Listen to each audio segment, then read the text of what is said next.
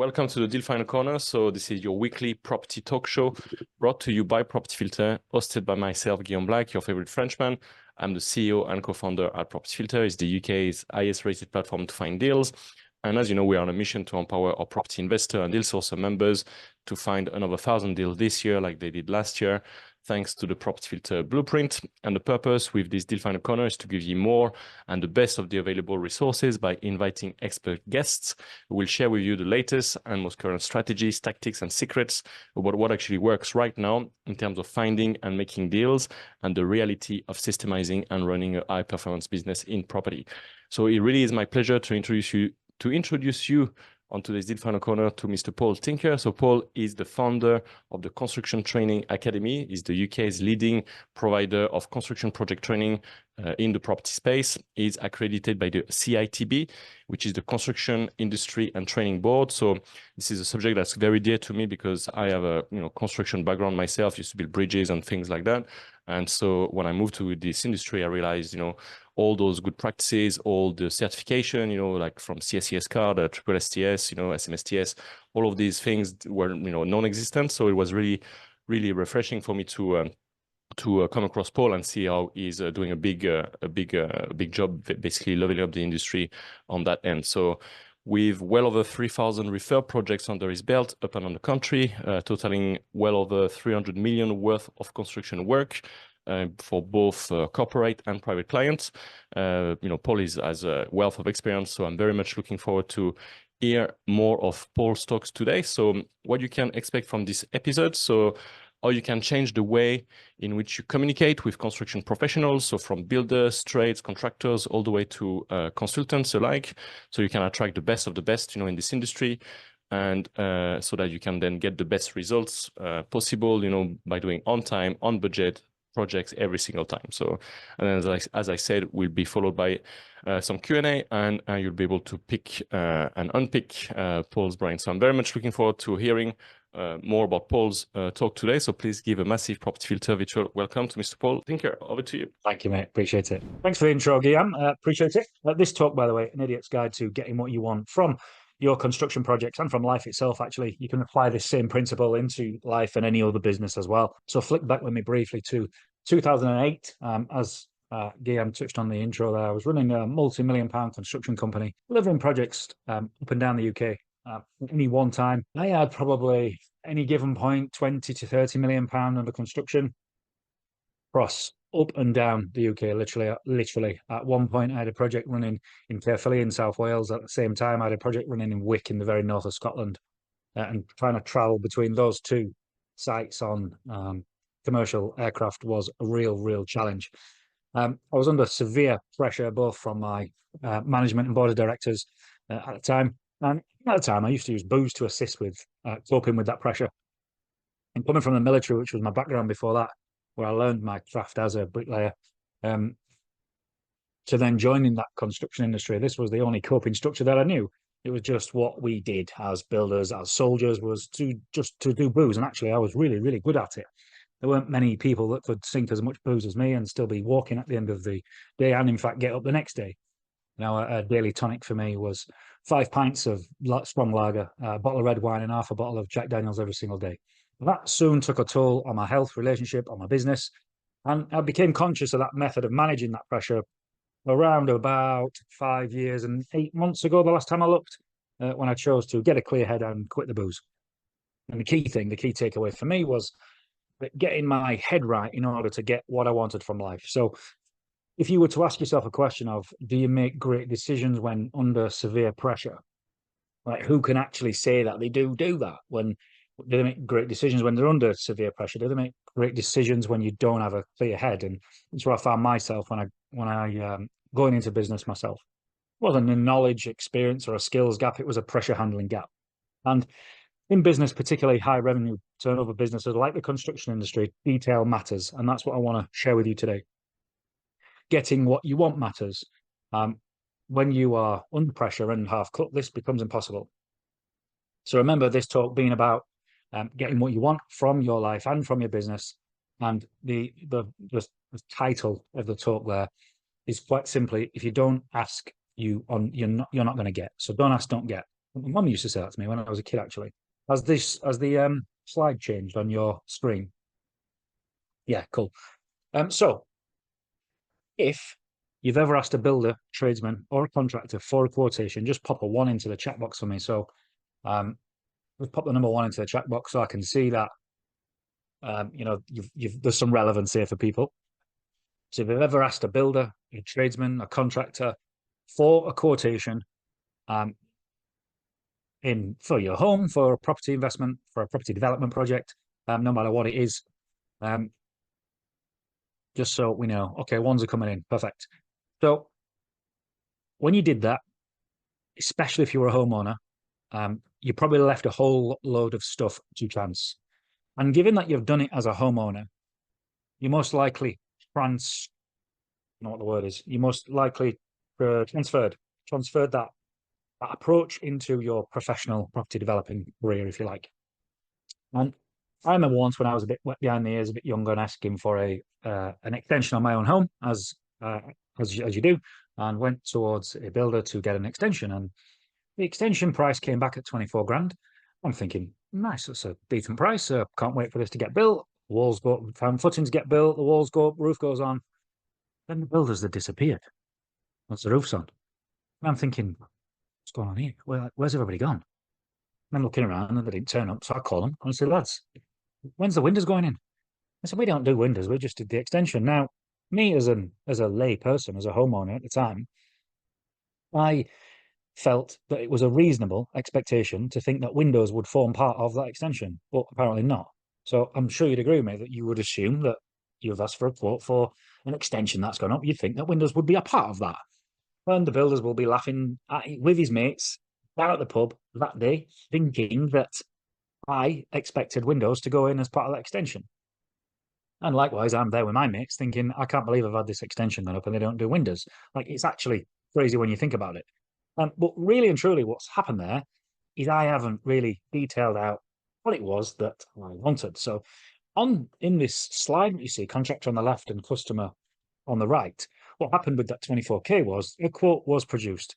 And when that quote was produced, expectations of one another were set. Okay, the contractor in that example had an expectation of me from what my 24K was going to receive. And I, as the customer, I had an expectation of what would my 24K would buy me. However, nobody ever wrote any of this down. Nobody asked for what they actually wanted, and nobody explained what they were going to get. We've just gone ahead based on lots and lots of assumptions. And it's a really horrible place to be fair. So what we've got to do is got to move that quotation out of the way in this relationship. The quotation's going to go away. We're going to put it to one side and take it for what it really means for the builder and what it really means for the customer. And it is exactly that. It's just an expectation. So without detail, without context, and all the things I'm going to be sharing with you this afternoon in this talk, all you get to do is to set yourself an expectation with the words that come out of your mouth, with the language that you use. So the first nugget from today for you, do write this down, is that in business, always seek to understand how the other person is looking at this situation. In business, always seek to understand how the other person is looking at this situation. And what I mean by that is he's put a quote across for 24 grand. I, as the customer, have seen that quotation. He must look at that situation and go, right, how does this person look at this situation and look at what does this customer expect to get for this 24K? And we need to explore that. And this goes vice versa as well. So I've also got to look at that quotation as a customer and go, what do I get from that? Not just make loads of assumptions and set expectations of myself. Okay, so if you are the customer in this situation, like I was, what does the builder think that I'm looking for and how is he going to achieve that? And if you're the builder, what does the customer think I'm going to be doing for that price? And how am I going to do that? How am I going to be doing that as well? So we've really got to look at what the other side, not what I get from the quote, we've got to look at what the other person expects to get from that quote, if that makes sense. Now, in all other industries, this doesn't happen. And I find this curious, bizarre, and amazing all at the same time. Here we have a travel agent and a customer. Can you imagine going into a travel agent's and asking a travel agent for a price for a holiday, and that is it. We say no more. Then it gives a price for a holiday. Can you imagine getting a quote back from that? Like, what would the customer expect from the quote? What would the agent actually do with that inquiry? The customer's got an image in their head, but they don't share it. And the agent's got to try and meet an expectation of the customer that they've kept a secret. And there's absolutely not a chance on earth that those expectations are going to align. None whatsoever. So we've got this travel agent, we've got the customer, and the quotation comes in.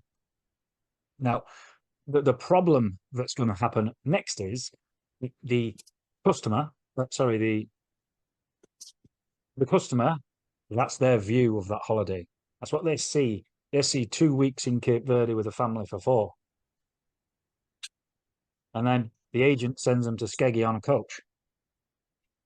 And now you've paid all of that money, exchange contracts, and end up with something that you didn't want, but was really, really, truly down to the fact that the customer didn't explain what they wanted and the agent didn't explore the inquiry, which would never happen in travel agency. It would never happen in a car dealership either. It would never happen because the car dealer would explore the inquiry, the customer would explore the car dealer's pitch, if you like. So car dealer and customer, same thing. Can you imagine getting a price for a car without telling them what you want? Going into the car dealership as the customer and saying how much for a car. I mean, we simply just wouldn't do that anyway. So for some reason in the construction industry, we don't explore our inquiry whatsoever. We put the loose high level thing out, like give us a car or give us a holiday. But for some reason in the construction industry, that does not go explored. Customer has an idea what they want about a car, it's into the dealership, and then quotation comes across. Customer has the Ferrari in mind and expects it to be delivered, but what happens is the Ford Mondeo turns up. And then it's down to what will happen next is the customer will then get pissed off with the supplier for not meeting their expectations. So let's bring it back to the contractor and the good old customer. Now, what happens when this quotation's been put forward is that we've got customer and we've got contractor both questioning what this quotation means. But for some bizarre reason in this industry, these questions stay with the service provider and the consumer. And I would find it fascinating. Contractor won't explore what the customer really wants. And the customer never explores what the contractor is trying to deliver. And I don't know why this is. And I come at this from both sides of the fence. I'm a developer and I'm a builder as well. And I see this so often. And there seems to be some sort of, me and my Mondeo feel slightly offended. You don't drive a Mondeo, Guillaume, do you? Oh my God.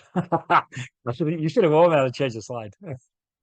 Okay, so what happens? Why is this? Why does this happen? And, can we look at first the contractor, first and foremost? I'll go through a few bullet points. Now, if you are a contractor, I am about to generalize, and I'm okay with that because I'm talking about myself before I got educated as well. So most builders lack communication skills. They lack the ability or even the willingness to negotiate. Most have zero sales skills and most have zero customer care. That is very typical of contractors, of builders in this space. And also customers, when operating in this space, really lack an understanding of the industry. They lack confidence to talk the language of the builder, owing to their lack of communication skills, negotiation skills, sales and customer care skills. There's a distinct lack in jargon and terminology, which our industry is absolutely full of. And also an experience. Most people only get work done on their own home once. It's usually a life savings type of thing. I fire into this extension and blah, blah. So experience in the industry is very limited for most customers. So can we fix it is the question. Can this be fixed? So everybody in construction loves a before and after picture. And this is mine. So how I help the industry now, but now just shared the problem with you in construction. As I said earlier, I came from a military background and I had a previous stint in the close protection industry and also in prison. And up until 2018, I was a fully functioning alcoholic and made redundant from the industry after delivering the £300 worth of refurbishment projects that Guillaume shared with you earlier. I went from here to serving property developers with my newly formed construction business, applying my corporate expertise, which I'd learned over them years and over that vast amount of revenue, to the private sector. And I quickly saw for myself that nobody knew what they wanted, so I set about forming a training business to help other property developers deliver profitable refurbishment projects. And so I founded the Construction Training Academy, and I've been developing the products and services that we as a business deliver for the last 5 or so years since we formed in 2019.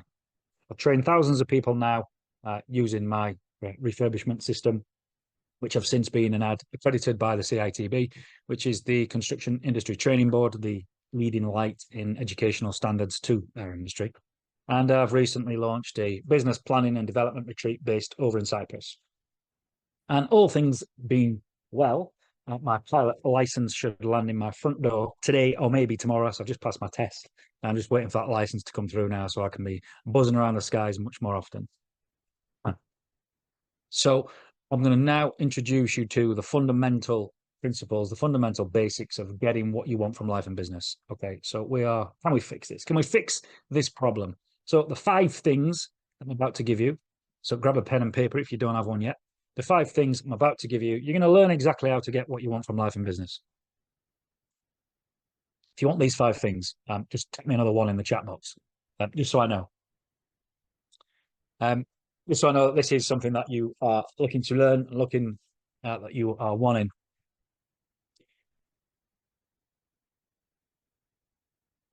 Lovely, lovely, lovely. Okay. Firstly, the first thing required is a specification. Now,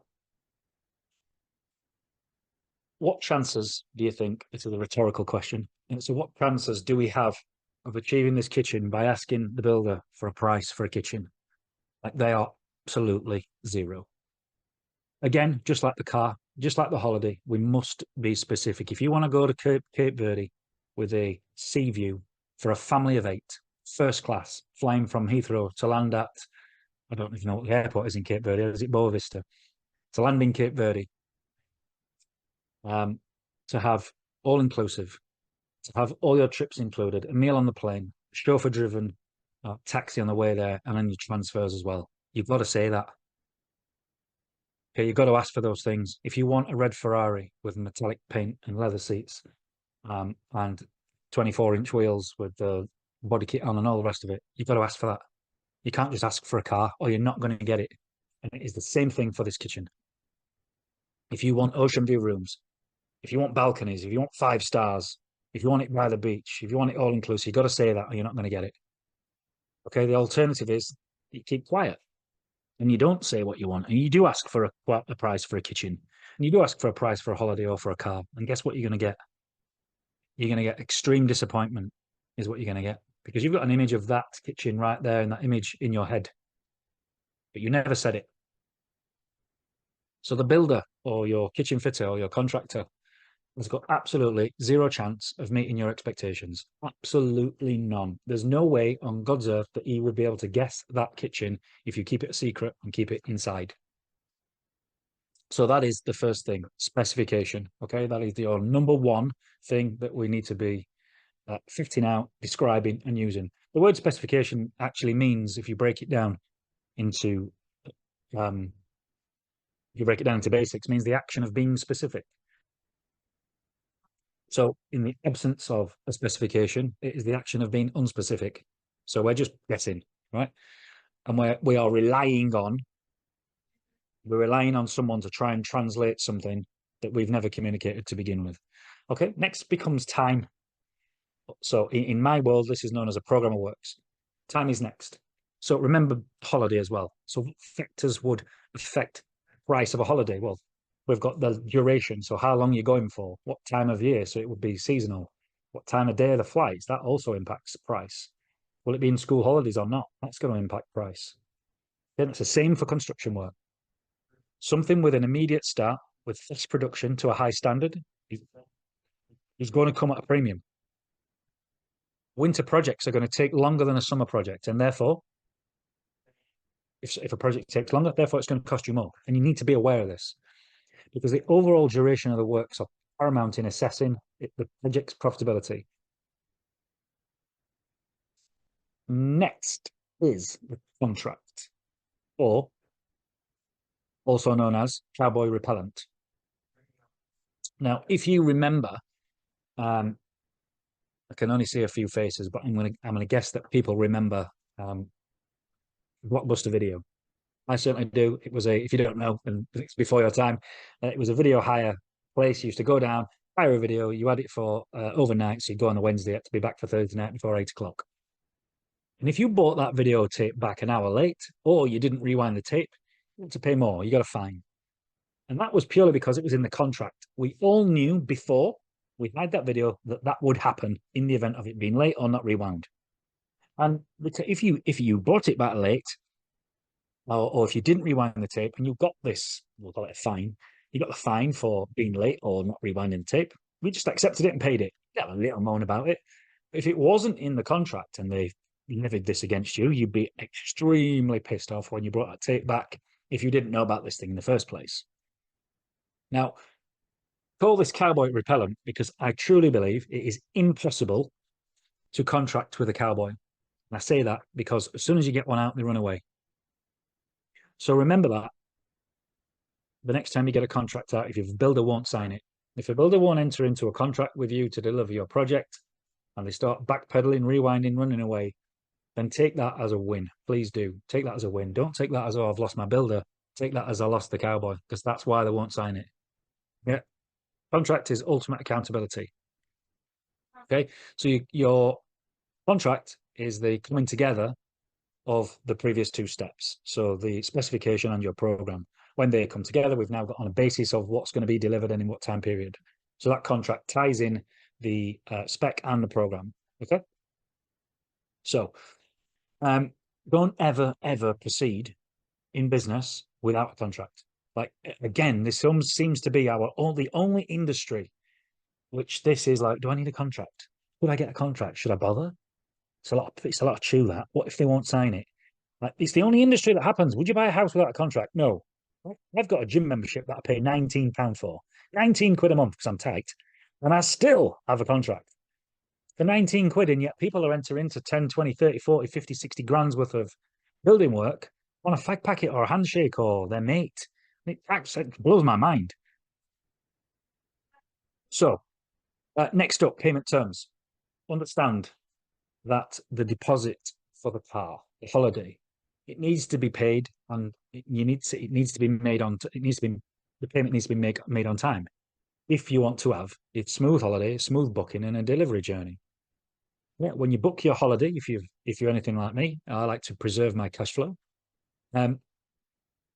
I will pay my deposit when I book it. Sometimes it's even deposit free. And then you have to make the next payment becomes, I don't know, 16 weeks before, then the next one 8 weeks before, and the balance 6 weeks before, or whatever that is. What I've just described is a payment term, and I understand from the off that that's what's going to happen. If I fall foul of that payment term and they cancel the holiday, I lose all my money. I know that up front.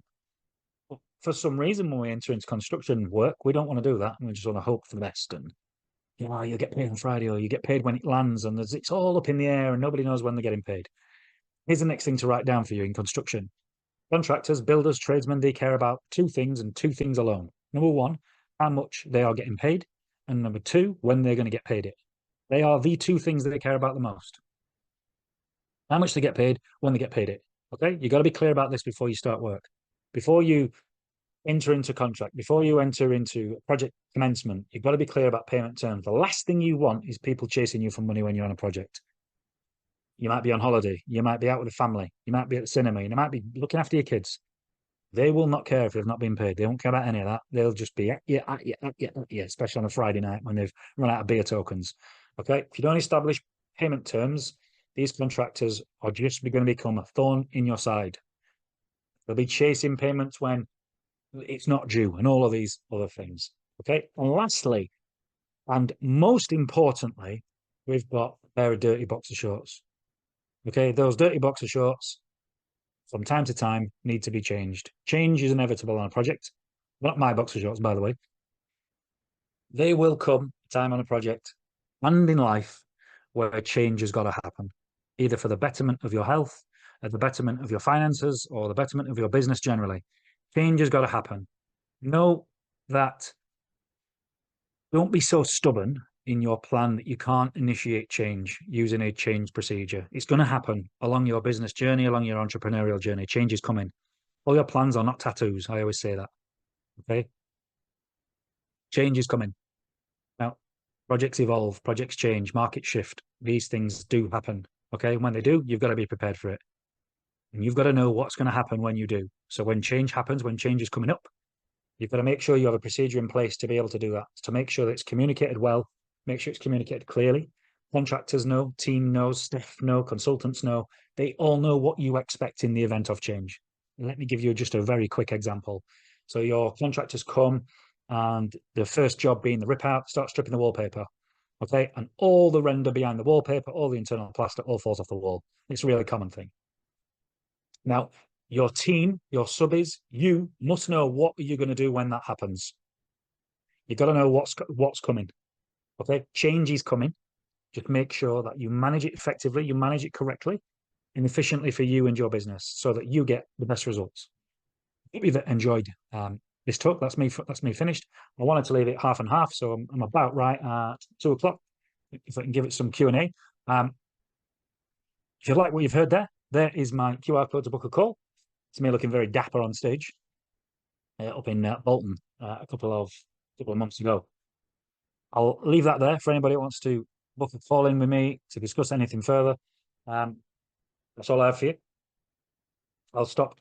Yeah, thanks a lot, Paul. Thank you very much. Oh, I no think problem. it's be good, yeah, to get the most of you being with us today. So if you have projects on the go or questions around, building, appointing a builder, specification, the structure, how much in the details do you go? What is too much details? How much flexibility you have with terms and things like that? What is management of change? And why it's normal and it's absolutely fine. You make an adjustment on the value, on the program, all these things work, and how do you bring things to completion? How do you get the snagging done? Is there a period at the end of the project? So all of these questions you might have, like what is the most important thing with your projects at the moment? Like we have a good half an hour with Paul, so let's make the most of it. So if you want to pop them in the chat, and then in turn we'll come to you if that's okay. I've got a question, Paul, to kick it off as it's around the certification. Like people don't really understand. So it's a big thing for me. It's a big thing for your training company, which is you've got the CITB stamp and etc. What is that all about? Why should people bother? Why is it important? Can you tell us a bit about this in relation to about the CITB? Did you say? Yep. Yeah. So the CITB. What I got extremely frustrated with the amount of education that's available online. That you see all the time. You see training companies formed all the time, and you see a lot of training companies formed, and then 4-6 weeks later they disappear. Well, they leave lots of people unsatisfied. They leave lots of people unfulfilled, uneducated, and incomplete. And it frustrated me very much so. So for me, it was like I need to be able to show everybody that I have this skills, I have this knowledge, I have this experience. And how can I do that? So I can't just tell it you because I'm just be the same as everybody else doing that. So it was for me accreditation. How can I get accredited for my knowledge? So I approached the CITB, and it took me 2.5 years to become an approved training organization and to get all of our products assessed as assured products. And for me, it was more of a stamp of. At first, it was very much I told you this was right. But now I wear it like I'm really proud to have gone and invested time and energy into that accreditation and pulled that into the business. And we're developing more and more services with them as well. They want me to be an ambassador for bringing young people into the management space of the industry as well. I'm speaking at their next event, the National Construction Week. I'm speaking there on a stage of 1,000 people that are all school leavers, university leavers that are considering a career in project management, which is just awesome. Yeah. So with your product, so do you then train the two sides? Do you train like the team leaders, the managers at building firms, and then do you what's on the other side for like the developers, the investors, the people who want to do their manage their own Yeah, business? that's a good question, mate. I originally started this with helping property developers, helping clients, because I was getting, again, frustrated and pissed off with the way that they were approaching projects, and I could see them managing projects not at all or inefficiently when they were trying. And I set about training property developers at first, and that went on for sort of the first 3 years. I was doing really, really well with that. But what I was doing was pissing all the construction industries off, all the construction businesses off. Like, why are you telling them that? Why are you telling them that? We're losing money by doing this and all the rest of it. And I didn't feel guilty, but I felt some sort of obligation to also help the construction businesses to operate more efficiently too. And it wasn't about getting a discount from them. It was about efficiency. All project losses are through inefficiency, really and truly, like 95% of them, taking too long or not getting the decision in place quickly. And that goes for the trades too. Trades turning up for, 3 hours a day and then disappearing and going on to another job and trying to run 3 jobs all at once. And they're running job to job to job and trying to rob Peter to pay Paul and not managing cash flow and not having much business acumen behind them as well. So last year I started helping the trades as well. So I do come at it from both sides now. I've been doing it with property developers for a lot longer. And with developers, it's more intense, it's more detailed, because we're coming from a space, generally speaking, developers, they're not coming from a construction background, so there's a lot more underpinning knowledge required than what the trades are needed. What the trades needing is organizing and some business acumen, really and truly, is what the training is for them. Okay. So when I first moved to the UK in 2016, I think the first thing my employer did at the time was to send me on a SMSTS course. So because I was on the contractor side. Yeah. So is it things you are doing this for managers, a 5-day course, and then do you do the triple STS? Can you explain what are these and what they do Yeah, so my project management training I wrote myself and then got it accredited to begin with, because the journey to get accredited to deliver a CITB syllabus was much more arduous. So I wrote my own and got that accredited. It was an easier route to entry for me at the time. But now, next August, we'll be fully kitted up to deliver SMSTS and triple STS as well. I do my own version of that right now, but because my training is geared around profitability and efficiency. Yeah. SMSTS and triple STS, they're both around compliance and safety, which I do teach, but not to the level of their syllabus. Theirs is a five days of pure safety, which is enough for anybody to have to sit through. But yeah, next August I get approved to be delivering them as well. Yeah, cool. Yeah, it's quite impressive. And so for the developer side, so is it what does it look like? So someone asked a question earlier about do you need a solicitor for contracts? Like for me, this is a clue that there needs to be more awareness. So someone starting out like this, is it in one day can you go through some awareness things, and then others that looks like if I want to go and develop my own projects, if I want to go and run 3 HMO conversions a year, like what's the sort of knowledge I need to know as a developer? Yeah, so my training development process starts with a 2-day training, which gives you everything you need to price a refurbishment project. That's 2 days in person in my centre behind me in Lincoln. There's one going off of my shoulder right now. And then from there, we have a 5-day full project management training, advanced project management training. And that gives you all the tools you need to be able to plan, manage, deliver a profitable, compliant refurbishment project in full. And the same process, the same system is applicable to a HMO conversion, a flip, a new build, a hotel build, building a station on the moon. The process remains the same. It doesn't matter what the project type is. And then I have run some mentoring programs thereafter. Mentoring programs, the route to entry has got to be the core training of the 5-day training to be able to be considered for them anyway. Okay. Okay, cool. Oh, Thanks a lot. the question, you had a question about Yeah, yeah. contracts. So Nadia is contracts. asking, can you ask a builder to come with you on a second viewing to price potential refurbs more accurately before we make an offer? And how much is it reasonable to pay for their time? And this is someone based in London. Yeah, I mean, it's a good question. Comes up a lot, that does. Now, the process to give it you in high level and lay terms, we want to be developing the skills to be able to go on a viewing, not the skills, sorry, the confidence to go on a viewing on your own, to be able to capture information, to then come away and develop a high level job list, to then come away and develop a high level timeline, and then establishing a high level budget yourself based on local information. Okay, once you've got all those four things, we've got an offer and it's been accepted. It's at that point where I would then personally start engaging with builders.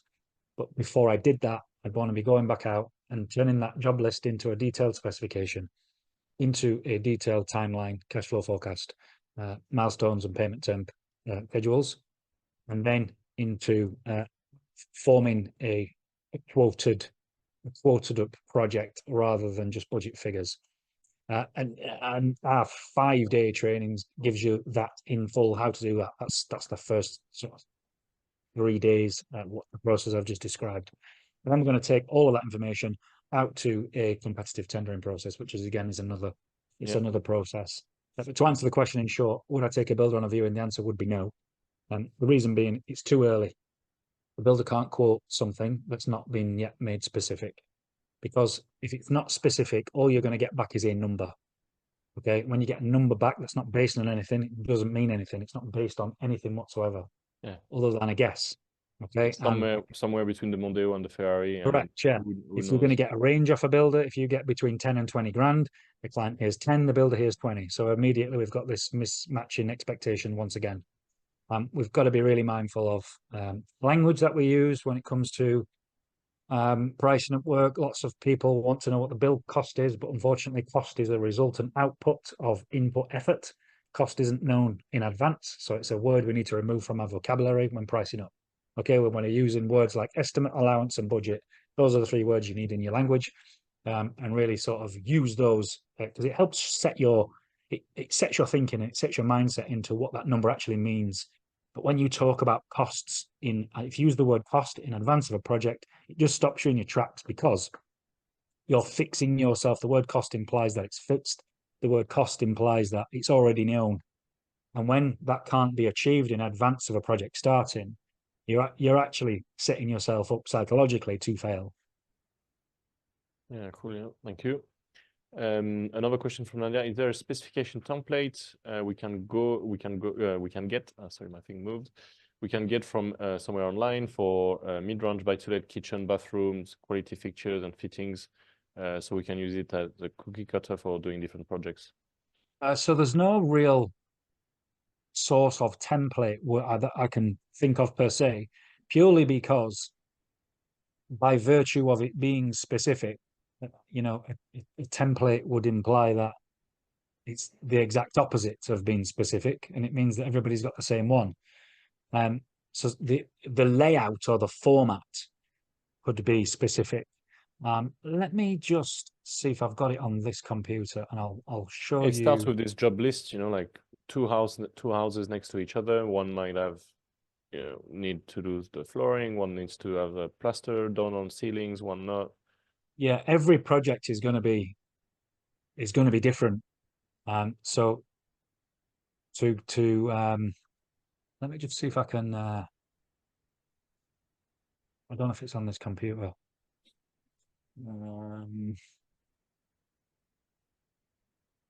I got some DMs as well from Carfix asking what sort of insurance should we check with a builder. Yeah, so insurance builder legally required to carry public liability.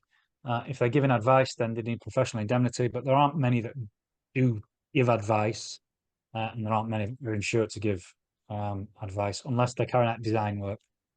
So if your sparkies, plumbers and gas fitters are designing any element of the build, they're going to need to be carrying PI, so professional indemnity, and that protects you in case that design fails or it's not up to standard. Public liability for any works, and if they've got employees, they obviously need employers' liability. Right.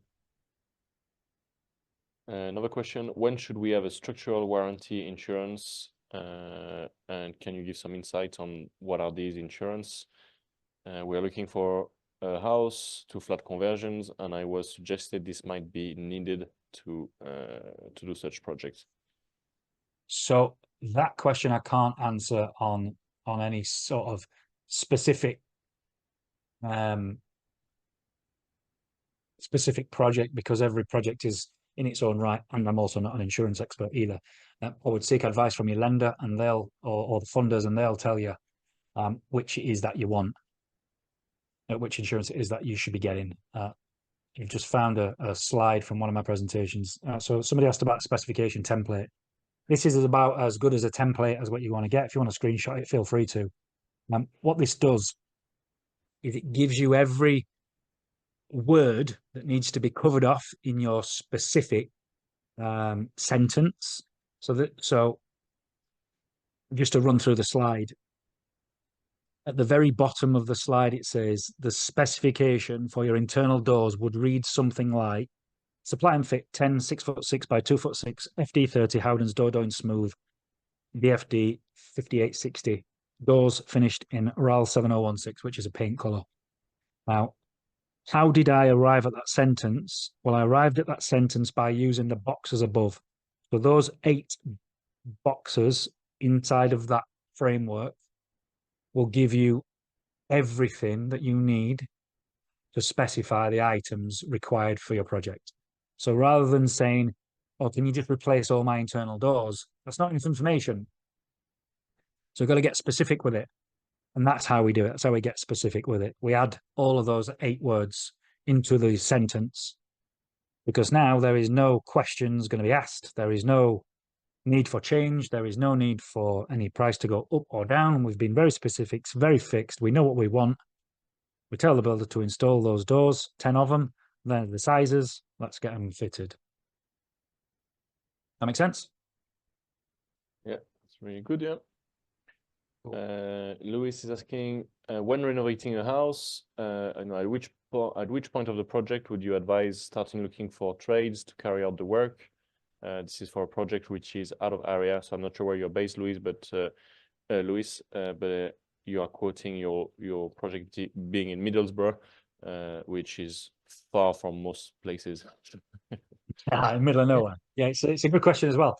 So when renovating a house, where would I advise to start looking for good trades? So I'm always developing my supply chain, which is something that's supply chain is your suppliers, your builders, your contractors, your consultants, your professionals, everybody that's involved, all the stakeholders. And I'm always working on that constantly. So when would I advise to start looking? The answer is now. You might not use them now, but what you want to be going through is a process known as a PQQ, which stands for pre-qualification questionnaire. So we establish a pre-qualification questionnaire in which, when we're listing out all of the requirements that we have for our business. So if you're building a business around this, if we've got a set of requirements for your business, then tip all these onto a questionnaire. You need to be carrying X amount of insurance, or you need X qualifications. You need to have so many people in your team. You need to have delivered so many projects. You need to have got so many references, or blah, blah, blah, blah, blah. What will the questionnaire that works for you? And then use that questionnaire to engage with people right now, getting these people, having these conversations now. And then when you do get a project, you're then in a position to be able to cherry pick from all of the people you've pre-qualified and say, listen, we went through a pre-qualification last July. I didn't have a project at the time, but now I've got one. Would you be interested in submitting a quotation for me? Yeah, thanks, Paul. That's perfect. What No I was problem. really looking, where would you start looking for sort of recommended contractors? Would you look in a particular place online? Would you do Google search? Would you start Trusted Trader? Would you? I look for referrals, but I'm just getting into the area, so I'm not sure. Do you have any ideas? Yes, I've also got a slide on that too. Let me just pull it up because it's quite a lengthy list. So there's the list. That's where we're going to get them from. Google, contractors, sign-written vans, builders, merchants, car parks, great place. Not at dinner time though. You want the builder's van to be in the builder's merchants at either 7:30 or 5 o'clock. If it's there during the day, they're operating inefficiently and spending too much time picking around, going to and from the job. Somebody organised. The organised builders are there early and they're there late, ready for next day. Great. Got it? Yeah. Thank Thanks you. a lot for that. Nice nugget. Myra is asking, any tips on working with trades on smaller projects if finances are tight and you can do some basic skills? So basically, how do you collaborate on a build job? I have got some tips for you. You're not going to like it. Yeah, don't do it. All right. You're a property investor. You're a property developer. You are not a builder. Okay. You get in the way of the builder and you're just going to cause yourself problems. I promise you that right now. And let me give you another tip. My tip is forget smaller projects. Yeah, there's no profit in them anymore. The days of flipping 30 grand houses, they are well and truly over. The price of build cost these days, it's almost doubled a refurb cost these days to what it was pre-COVID. So my advice would be, obviously depending on the exit strategy, of course, like move away from the small projects. They're not needed. Leave that to grand designs and homeowners and all the rest of it. Get into some meat. The only thing that's stopping you from getting the meat is raising the finance. And if that's the thing, get better at raising finance. Yeah, and then you get better at raising finance by being more competent and managing the builds. Absolutely. Because you have the Don't get on the tools though. That's an absolute waste of your energy. Yeah, because forgive me, I don't want to be rude, but you'll be shit. Yeah, Paul says it as it is, which is great. Chris is asking, my builder turned out to be a rogue one. I would like to pursue him with insurance to pay for the works to be corrected. What are the routes and what are my chances of success? Chances of success in the absence of a contract are pretty much zero. If you've got a contract, then you need to refer to a clause within it. You can go down all sorts of citizens advice. What's the other one? Trading standards. You can go to them, but I'll tell you this from experience: if they get a sniff that they're going to lose money, they'll just fold the company and start again the next day under a new name. It becomes a bit of a waste of time. My only piece of advice for that would be is number one, don't let it happen again. B, have more solid qualification procedures inside of your business to prevent you from that happening in the future. And then thereafter, if you're going into any bigger projects and we've still got this bit of resistance around it, you want to be exploring collateral warranties, which means if a builder does fold mid or post project, you've got a warranty to call upon to remediate any works. Awesome. Patrick saying, I plan to install an ensuite shower room by splitting my existing large bedroom. Do you have recommendation for sourcing bathroom? So this is more of a material supply question. Where do you go and buy your stuff? Patrick, I don't know what your delivery methodology is. If you are if that's part of a wider project, I'd just do supply and fit with the plumber. Yes, do they put a markup on gear? Yes, they do. But if you start supplying materials and interrupting the flow of the deliverables that they have for that piece of work, it just puts the price up anyway. Through inefficiency. I'd never recommend, unless you've got the skills and experience to do so, anybody to provide materials. It becomes a pain in the ass for them, and it's a lot of stress for you. Or it can be. If it's just an isolation job, maybe in your own home, you're just going to do this in your own home, then again, lots of people don't like this as a recommendation either. But I believe bathrooms are best sourced from B&Q. They've got a great range of entry-level stuff for landlords, and they've got a real high-end, I say real high-end, they've got a higher-end product as well. Their showrooms are all over the UK. Their design software is really, really good. Customer care and the customer service is really, really good. And they've got most products in stock. If you've got any issues or defects or problems, the general of the customer care is so good that just swap it out. My experience with B&Q has been brilliant. Awesome, right, thank you. No problem. Jennifer is asking, are all local tradesmen on Checkatrade? And I've already been checked for relevant qualification and certifications. So what checks are actually being done on Checkatrade? So are all local tradesmen on Checkatrade already checked for relevant quals and certs? I can only speak from experience. I used to be on Checkatrade when I first set up in business. Whether they still do this, I couldn't say. So I joined Checkatrade in 2017. And when I did, I joined after seeing an advert of Lethal Weapon. Lethal Weapon had a series, and one of the adverts, but it was sponsored by Checkatrade. I remember the song, checkatrade.com, that, and it was a real jingle. And anyway, the next day, I was pissed at the time, and the next day I thought I'll ring them tomorrow. So I sent an email on the night, and then they called me the next day and closed me on the sale. I think it was £100 a month at the time you had to pay. And they sent out a representative to my house. I thought it was a joke at first. Yeah, we're going to send someone out to assess you. And I thought, nah, you're not.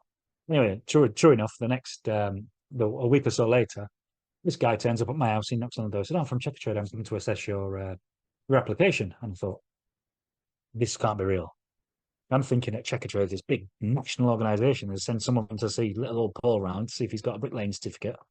Anyway, he checked all my MVQs and the paperwork that sits behind my certificate. He said, "Have you got any contact numbers of any previous clients?" And I said, "Well, yeah." "Well, can I speak to him?" And he rang them there and then in front of me, these previous customers. He then checked all my insurances, my qualifications in person.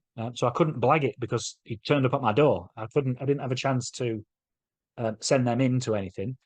Then asked him, this is quite a funny story. So I asked him if he wanted a cup of tea. He said, yeah, I'll have a cup of tea. So how do you take it? He said, "I have milk and 2 sugars." Now, me and my wife both drink free, no sugar. And I'm making him this cup of tea, and I said, "Where's the sugar? I've kept in our house." And I had no idea where it was.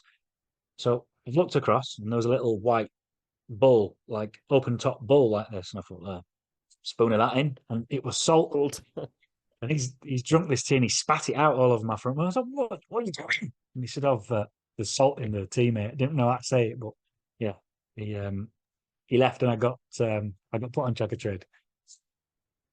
But yeah, so to answer the question, did they check for calls and certs? I don't know whether they still do that. That's a long time ago now. I imagine that they do. Yeah, Dean is saying that they checked all of these things, when he qualified 3 months ago. I don't know if they came in person, but yeah, that's quite interesting. Yeah, really cool. I've got another sort of question on expectations and comparing quotes. So I always used to work on this triangle framework where you've got price, schedule, and quality of the finish. Pick 2. It's like you can't have something cheap, fast, and high quality. You can't have, so you always have to pick 2 like this. And I find different builders will have, or contractors, will have different cultures, and then it's quite hard to compare because this one is 3 weeks faster than this other one, And then so, do you have some comments around that? And how do you assess the finish? Do you go and visit, their projects and things like that? How do you? Yeah, I mean, it's very exit strategy dependent, isn't it? If you're just doing a buy-to-let crack den for the local council, I'm not really asked how good the plastering is. It's quick, cheap, get in there, get done, so I can get out and start getting my rent.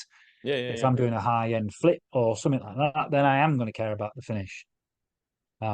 So I have a skill set to know what's good enough relative to the exit, if that makes sense. Yeah.